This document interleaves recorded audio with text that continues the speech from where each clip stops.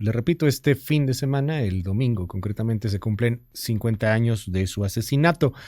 Y más allá de este asunto que es muy lacerante, que fue francamente pues muy condenable, hay algo también un poco más de fondo, la lucha de clases, la guerra del rico contra el pobre, del pobre contra el rico, del que tiene dinero es malo, del que tiene pobre, del que no tiene dinero y es pobre es bueno, que yo creo que no va nada por ahí. Somos, insisto, mucho más los mexicanos y podemos buscar cómo construir y podemos buscar cómo seguir y podemos buscar qué hacer.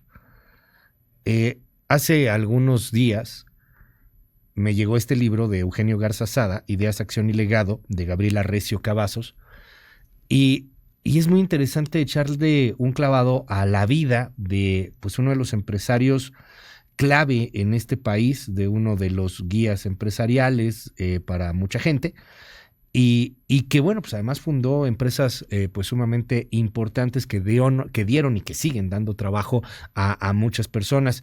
La tengo en la línea. Gracias, Gabriela, por tomarme esta llamada. ¿Cómo estás? Muy buenos días. Buenos días, Luis. Gracias a ti por la invitación a tu programa.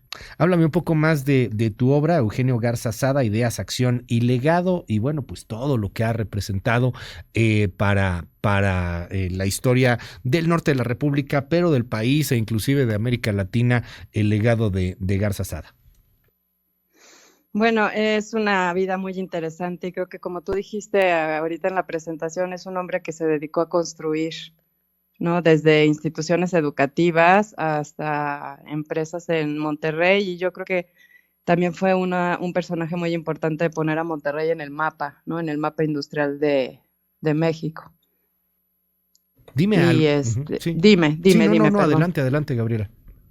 Yo creo que a él no lo entendemos sin la transición que tuvo la cerveza en México, ¿no? O sea, él Ujú. es parte fundamental de la construcción de transformar la cerveza de un bien de lujo a un bien de consumo popular. ¿Era de lujo antes de la Sí, Cuauhtémoc?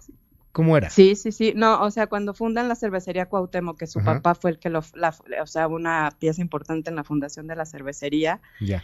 para que todo el mundo o sea, recordemos o veamos eso, es un vaso de cerveza costaba lo que ganaba un trabajador diariamente. Entonces, para la mayoría de las personas, la cerveza era imposible de adquirir. Oye, dime, era un tipo muy activo también en la vida política, pero sin tomar una parte tan activa en torno a un espectro político, a una derecha, a una izquierda, tipo muy respetuoso a final de cuentas. Háblame un poco sobre su vida política. Pues yo creo que vida política, así política como Ujú, lo que se entiende ahora, la verdad no tuvo. Más bien él estaba muy enfocado a sus empresas, a su familia y al tecnológico de Monterrey le decía que era su otro hijo, su esposa. ok. Entonces, digamos que eso, la verdad que era lo que lo absorbía todos los días, todos los lunes iba al TEC y el resto de los días iba a las empresas. Ujú. Y manejaba sus empresas con unos papelitos y un lápiz y su secretaria. Entonces, más o menos el TEC y 30 empresas que manejaba hasta el día que falleció, Ujú. las manejaba así. Ahí apuntaba sus pendientes y se los pasaba a su secretaria. Hasta que sacaban los pendientes, seguían más papelitos. Me llama la atención y te preguntaba este asunto en torno a la política porque no era un tipo estridente, sino más bien un tipo de acción, ¿no? O sea, el crear, el hacer, el estar pendiente, el buscar el resultado más allá de la laraca y del escándalo, muy reservado en ese sentido, pero con mucha acción, pues a favor de las empresas que hacía, con sus trabajadores, con la gente, etcétera. Sí, de hecho no hay ningún, creo que solamente hay un discurso público que conocemos que existe de él. O sea, Ajá. no hay nada más. O sea, no es que haya dado discursos, no es que se haya parado a dar ningún tipo de discurso o que haya quedado registrado, salvo uno que hemos encontrado. Y en ese Ujú, sentido es difícil saber qué pensaba. Era un hombre de muy pocas palabras, ujú. era bastante reservado, escueto, más de hacer que de decir.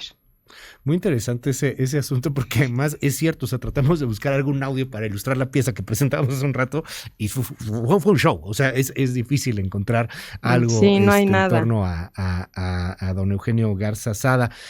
Háblame un poco y porque así comienzas además el libro 1973.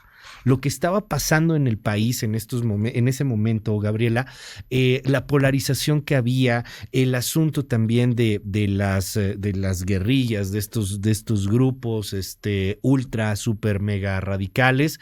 Y bueno, pues lo que termina finalmente con la vida de don Eugenio Garza Sada. Háblame un poco de esto, que insisto, pues así viene en uno de tus primeros capítulos, si no me equivoco, el primer capítulo, año de 1973, todo lo que estaba viviendo nuestro país en ese momento. Pues como bien mencionas tú, estamos a mitad del sexenio de Luis Echeverría Álvarez y es un año que hay secuestros, hay guerrilla, o sea, es un año muy, muy convulso. Creo que en tu presentación mencionaron ahí también vino el 68, luego vino el halconazo y hay una polarización muy fuerte en el país, ¿no? Y hay también secuestros ya empiezan a ver, se secuestran aviones con la gente adentro, se piden dinero por la gente que secuestraron era un avión de Mexicana con todos sus pasajeros. O sea, como que el país está cambiando completamente, se está haciendo, o sea, está en una época de efervescencia, digamos, política y económica y social, ¿no? Después de varias décadas de que estuvimos en el milagro mexicano y en el crecimiento sostenido, digamos que en el gobierno de Echeverría todo eso, hay un quiebre muy importante. Desde tu perspectiva como autora, después de echarte un clavado a todo lo que fue la vida de don Eugenio, pero también a todo lo que era el entorno económico, social, político del país, ¿cómo lo ves en comparación a lo que estamos viviendo en estos momentos? A ese 1973 con ese 2023, con algunos grupos radicales que empiezan ahí a pulular, con algunos discursos que de pronto se empiezan a radicalizar. Y bueno, pues también con algunos ejemplos sociales que siguen buscando el cómo sí. ¿Cómo compararías ese 73 con este 2023, Gabriela? Pues como historiadora te diría que la historia no se repite, o sea, son épocas muy distintas. Te diría que no se repite, pero puede que rime, ¿no? Entonces, es muy distinto el México de 1973 al México de ahora de 2023. O sea, somos mucho más mexicanos, tenemos socialmente mucho más, en términos de salud y médicos, hemos avanzado muchísimo. En términos de economía, era una economía cerrada, ahora estamos en una economía completamente abierta. O sea, hay muchos cambios en el México de ahora comparado con el de 1973. Claro. Y lo que demuestra es que hay muchas cosas que como país no hemos solucionado o no hemos sabido solucionar, ¿no? Y que venimos arrastrando desde hace mucho tiempo. Te aprecio muchísimo que me hayas regalado estos minutos aquí en MBS Noticias. Y bueno, pues ahí está esta obra de Eugenio Garza Sada, Ideas, Acción y Legado. Gracias por regalarnos pues esta dosis de historia que creo que vale muchísimo la pena. Gracias, Gabriela. Gracias a ti por la invitación. Es Gabriela Recio Cavazos.